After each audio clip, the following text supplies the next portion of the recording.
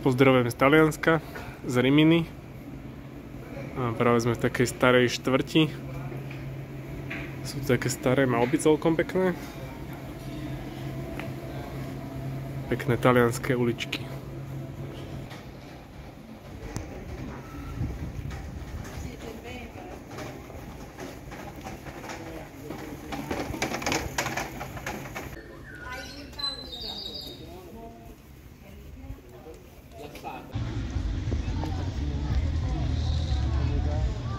No a sme pri hlavnej atrakcii, alebo najznámejšej veci v Rimini. Takýto starý most. No a bývame v takomto parádnom trojhviezdičkovom hoteli priamo na pláži. Ešte aj s raňajkami. Ale teraz mimo sezóny je to za smiešných 24 €. Taká krásna viditeľnosť ráno, priamo od nášho hotela. Vidíš na Istriu, vzadu kopce. Paráda.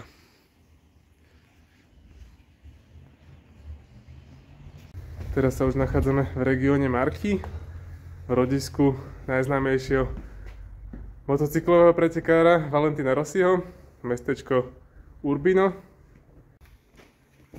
Prekvapuje toto mestečko, fakt veľmi pekné uličky.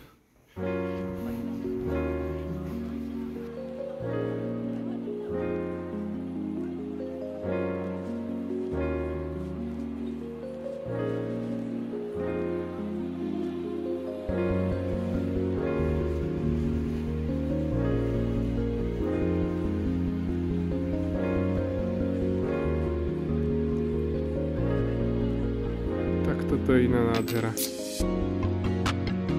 Krásne stredoveké mesto.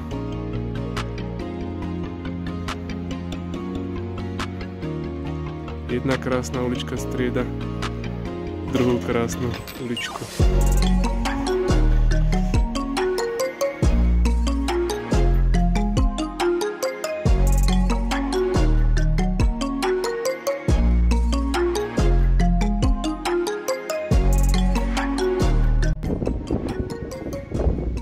Teraz sa už nachádzame pri kaňone Furlo. A ideme si vystúpať tuto hore na tieto parádne steny.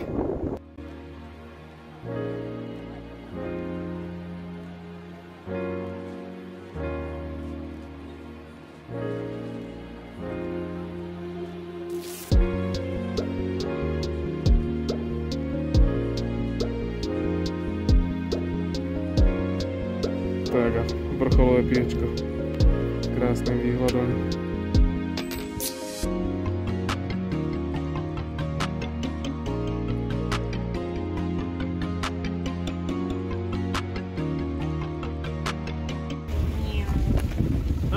Malý škorpión.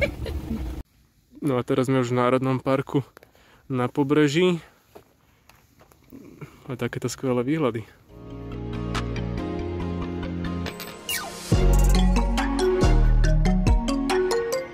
Práve prichádzame do mesta Loreto, čo je druhé najposvetnejšie mesto v celom Taliansku, pútnické. Takže veľmi významné. A ročne toto miesto navštíví 3 milióny pútnikov.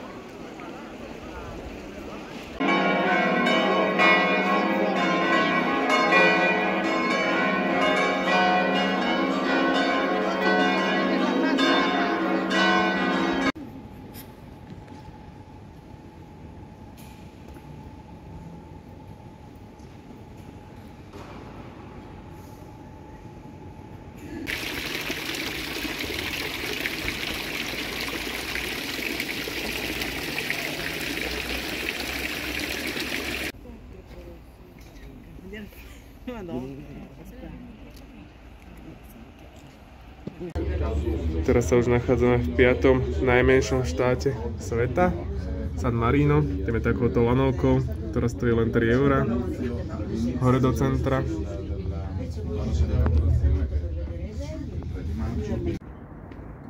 Z vrchnej stanice lanovky sú hneď takéto pekné výhľady. 34 000 San Marino. A zaujímavosťou je, že vzniklo už v roku 301 a nikdy v histórii nezaniklo. A tým je vlastne San Marino najstaršou republikou na svete. A takto sa dá ísť pekne po hradbách.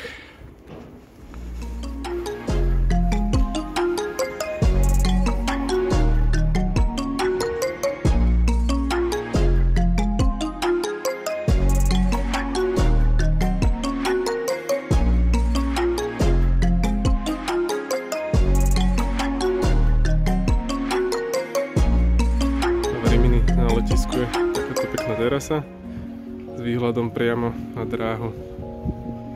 Akorát nám niečo pristáva.